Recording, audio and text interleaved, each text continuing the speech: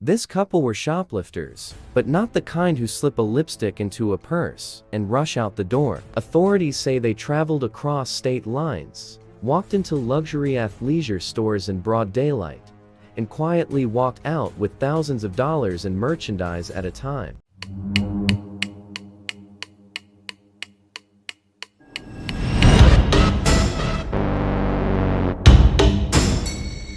By the time investigators pieced everything together, the total losses were staggering, close to $1 million in high-end Lululemon clothing. This is the story of Jadion Richards and his wife, Aquil Laws Richards, a married couple accused of orchestrating one of the most talked about organized retail theft sprees in recent years. Before we dive in, make sure you subscribe to the channel and turn on notifications so you never miss a deep dive into cases like this. Jadion Richards and Aquil Laws Richards were, on the surface, an ordinary married couple from Danbury, Connecticut. They weren't teenagers. They weren't reckless kids looking for thrills. They were adults in their 40s, married, established, the kind of people you wouldn't look at twice inside a shopping mall. But according to law enforcement, behind that normal appearance was something far more calculated. Investigators allege the couple specifically targeted Lululemon Athletica, a brand known for expensive athletic wear,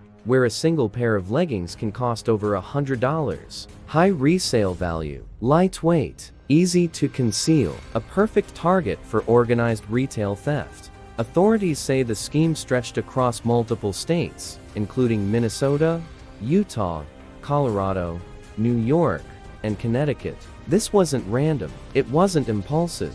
It was allegedly coordinated. According to charging documents, the couple would enter stores together. One would engage employees asking questions, requesting sizes, creating distractions. Meanwhile, the other would discreetly conceal merchandise. In some reported incidents, Richards allegedly purchased a small item at checkout and manipulated security tags, transferring sensors from stolen merchandise onto paid items. When the alarm sounded at the exit, attention would focus on the purchased item, creating confusion while other concealed items allegedly went unnoticed. It was bold, it was risky, and for a while, investigators say, it worked. After stealing the merchandise, authorities allege the couple would take it to different Lululemon locations and return the items without valid receipts. Store credit, gift cards, refunds, converting stolen goods into financial gain. Retail crime experts say this type of scheme, sometimes called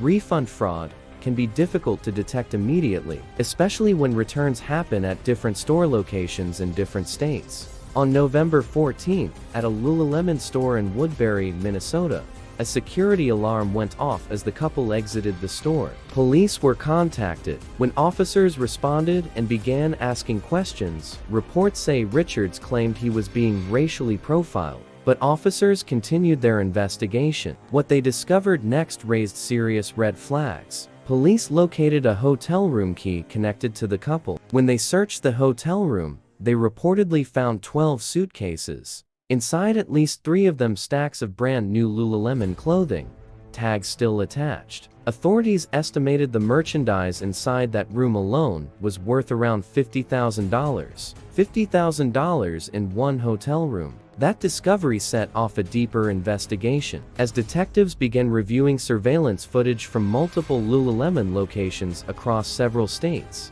they allegedly identified a pattern: similar appearances, similar behavior, similar timing, the same couple appearing again and again. According to court documents, a Lululemon loss prevention investigator estimated total losses linked to the couple were close to $1 million.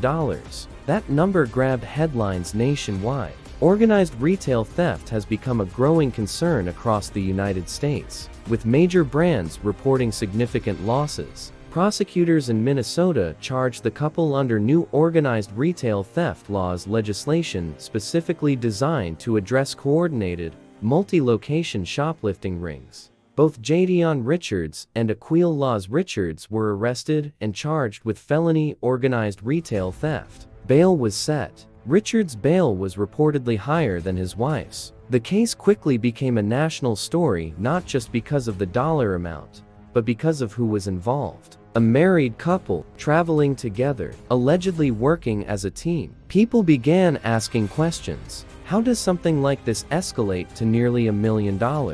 Was this financial desperation, greed, addiction to the thrill? Public records don't spell out motive in emotional detail. What they do show is a methodical pattern of alleged thefts across state lines, coordinated returns, and large quantities of merchandise stored and transported. The couple later pleaded guilty to felony charges in Minnesota related to the scheme. Sentencing was scheduled following those pleas. For Lululemon, the case represented more than lost inventory. Organized retail theft can drive up costs, increase security measures, and impact employees who are instructed not to physically intervene for safety reasons. For law enforcement, it highlighted how modern retail crime often involves coordination, travel, and manipulation of return systems rather than simple grab and run theft. But beyond the legal facts lies something more unsettling. Two adults, married, allegedly operating side by side, packing suitcases full of leggings and athletic wear like luggage for a vacation, except this wasn't tourism. It was, according to prosecutors, a rolling retail operation. And imagine the logistics: travel, hotels, transportation, storage, returns at separate store locations, maintaining composure under surveillance cameras, repeating the process again and again. It's the repetition that stands out, because most shoplifters get caught early. A small mistake, a single store, a local ban.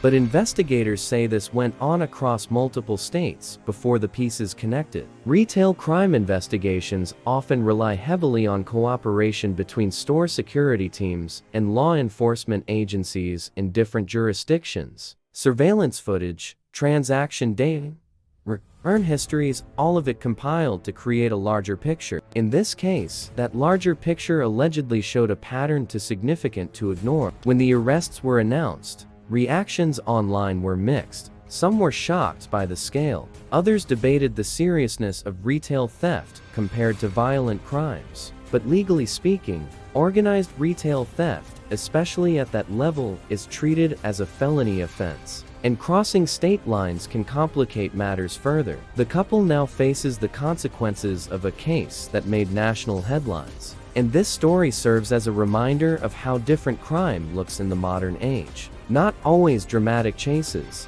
not always masked figures in the night. Sometimes it's quiet, calculated, carried out under fluorescent lights inside upscale shopping centers. Sometimes it looks like a married couple browsing yoga pants. Authorities say that beneath that ordinary appearance was an operation that cost nearly $1 million in merchandise. As sentencing unfolds and legal proceedings conclude, the long-term consequences for the couple will become clearer. Criminal records, financial penalties, potential prison time. For now, the case remains a striking example of how organized retail theft operates and how even seemingly low-level crimes can escalate into major felony investigations. If you found this case interesting and want more in-depth true crime stories told with the full breakdown, make sure you subscribe to the channel and turn on notifications. Drop your thoughts in the comments. Do you think organized retail theft should carry harsher penalties? And what case should we cover next? Thanks for watching, and I'll see you in the next one.